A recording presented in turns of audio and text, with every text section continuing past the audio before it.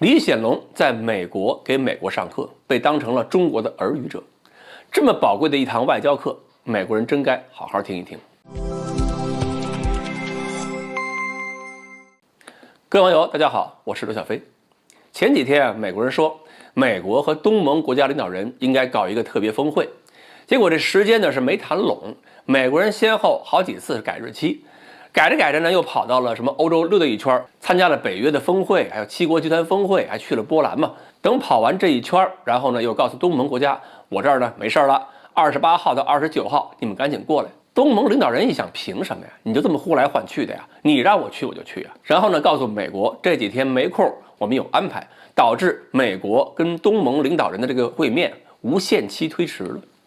而同时呢，中国外交部马上登出消息，说部分东盟国家还有其他几个国家的外交人员3月31日是集体到了北京，大家一起会晤会晤。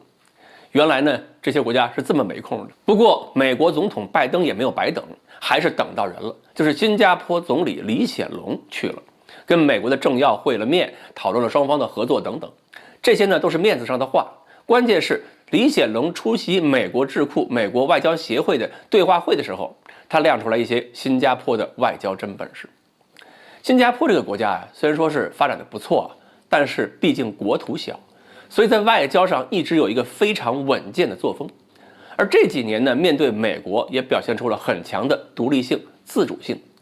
尽管呢，美国是很想把新加坡作为盟友，作为印太战略的重要落脚点，对新加坡表现还挺尊重，但是新加坡现在基本上也不太容易被美国所左右。拜登一口一个印太，李显龙则强调关注的是亚太而不是印太，跟印度那边不想扯上关系。根据新加坡联合早报报道，这次对话上，美国方面的各种记者呀、媒体呀、一些专家呀，向李显龙提出了很多关于中国的问题，应该也是希望通过新加坡的视角去验证美国对中国的判断到底准不准。同时呢，也是要摸清楚东盟国家在中美之间又持了一个什么样的立场。而联合早报文章的标题就直接总结了李显龙的观点，标题写的是中国没有疏远俄罗斯，但这个态度呢不会让中国在亚太地区付出政治代价。这开宗明义了，就是东盟对中国在俄罗斯问题的态度没什么意见的。李显龙认为乌克兰的情况呢是给中国出难题的，如果中国认同分割乌克兰，损害乌克兰的领土主权完整，那么这是违反中国自己的外交原则的。而且有些国家会利用同样的理由去利用新疆、西藏、台湾等问题破坏中国的领土主权完整，所以中国一定会在这种重大问题上坚持原则。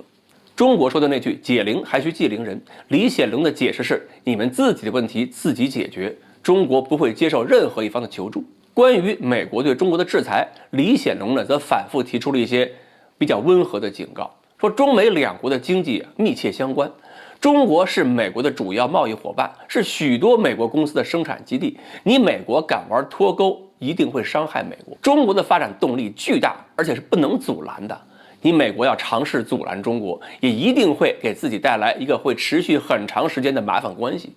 所以李显龙认为，美国应该干的恰恰是跟中国发展建设性关系。还有美国记者问呢，说美国总统拜登还有美国国会是否接受了李显龙作为北京的耳语者，也就是说能不能成为和中国有效沟通并且能在中美之间传话的人。我感觉这个美国记者的问题呢，也是体会到了中美之间现在基本上没有什么相互信任，所以美国需要一个双方都能够信任的中间人。同样的观点我们说了很多遍，美国人非要通过中间人去验证，实在是多此一举的。很有意思的是呢，在针对俄罗斯态度上，新加坡和中国采取了截然不同的立场。新加坡是谴责俄罗斯的，也谈了新加坡和美国在防务领域有必要的合作。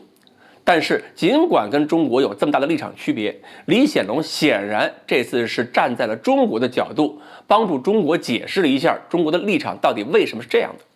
并且告诉美国不要低估挑衅中国的后果严重性。新加坡其实不是中国的盟国，其实更类似于美国的盟国。说起来，在中美关系中，它虽然是没有选边站，但是跟美国毕竟是更亲。只不过这次新加坡能帮中国说几句话，是不希望身边出现战乱，因为选边站，不管选哪边都是灾难，所以新加坡也必须发展出成熟稳健的外交。在亚洲事务上呢，美国应该好好听听新加坡的话。也正因为这种成熟稳健，在亚洲事务上，美国也应该听一听新加坡的意见，这对中国、美国其实都有好处。虽然我知道这很有难度，但是我也希望美国人能明白，跟中国打交道，新加坡其实更有经验。美国有聪明人的话，应该能够把话听得进去。好，关于为什么新加坡作为美国的盟友，还能在会晤中替中国人说几句话，今天呢我们就聊到这里。欢迎大家继续关注我们的栏目，我们下期再说。